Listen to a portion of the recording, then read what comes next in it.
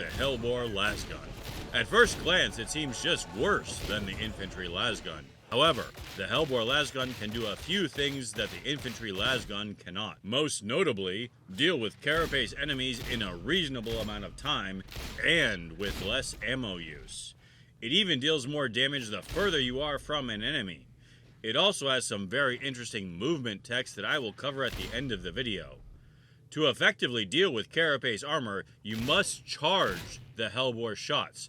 This is the key aspect of the Helbore and one of the unique features that makes it worthwhile to use besides aura. Charge shots have a very significant cleave and damage increase that improves their performance against both chaff and armored enemies beyond what the increased ammo consumption would indicate.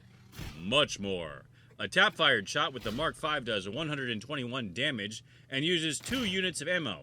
If this had linear scaling, a charged shot using twice the ammo should do twice the damage, but instead of 242 damage, we get 513. Because you will most often be charging your shots, the most useful blessing is typically going to be Way to Fire.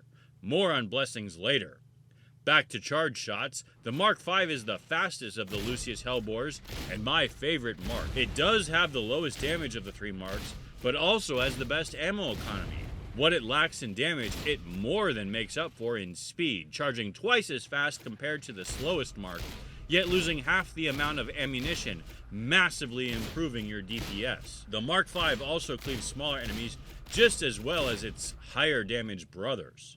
The Mark IV is the headhunter of the group, dealing the highest potential single-shot damage, but charges nearly twice as slowly as the Mark V and consumes 9 units of ammo per charged shot. The IIIa splits the difference between the two and consumes 6 ammunition per charged shot and retains the Bayonet stab, which will become very important later in the video. There are basically 2 effective ways to build the Helbore, both requiring the blessing Way to Fire. Way to Fire reads that it decreases your charge time by 12% per stack, which it does, and stacks up to 5 times, which it also does. This means that charge time will be more than halved, potentially doubling your damage output, and is very important for quickly dispatching enemies, no matter which mark you use. Way to Fire also states that it will expire after leaving alt fire mode, implying that you must be aiming down sights to use it, which is incorrect. You can use Way to Fire while hip firing the weapon if iron sights are not to your taste. Moreover, the stacks will not expire if you hold the Helbore at full charge while you find a target. This allows you to conserve the stacks and keep your firepower up. Stacks will expire if you go from hipfire to ADS, and vice versa. The blessing that I most often pair with Way to Fire is Armourbane. Armourbane provides a brittleness debuff to enemy armor, increasing the damage done from all sources, even your teammates. This is an incredibly powerful debuff that acts as additional rending for your entire team when it attacks that enemy. If you plan to use the Helbore exclusively for elites, then surgical is an option, picking your shots and boosting your DPS significantly on high-value targets, since the critical modifier for the Helbore is very good.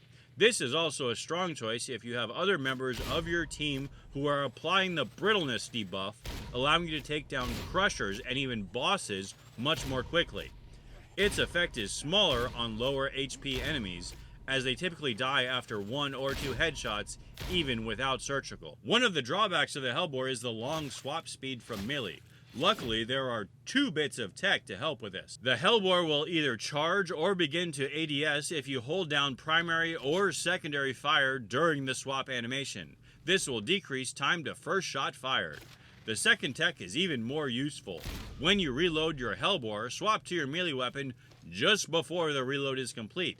When you swap back to your Helbore, instead of the full draw animation, you will instead complete the reload animation and have a full magazine to use in service of the Emperor. There are 5 significant perks for the Helbore Lasgun. Carapace is best for dealing with crushers. Unyielding helps with reapers and bosses. Maniac is useful for dealing with mutants, but most other enemies won't matter. Crit chance and elites are also useful if you aren't sure what to pick. Crit chance in particular if you spec into shock trooper for your veteran.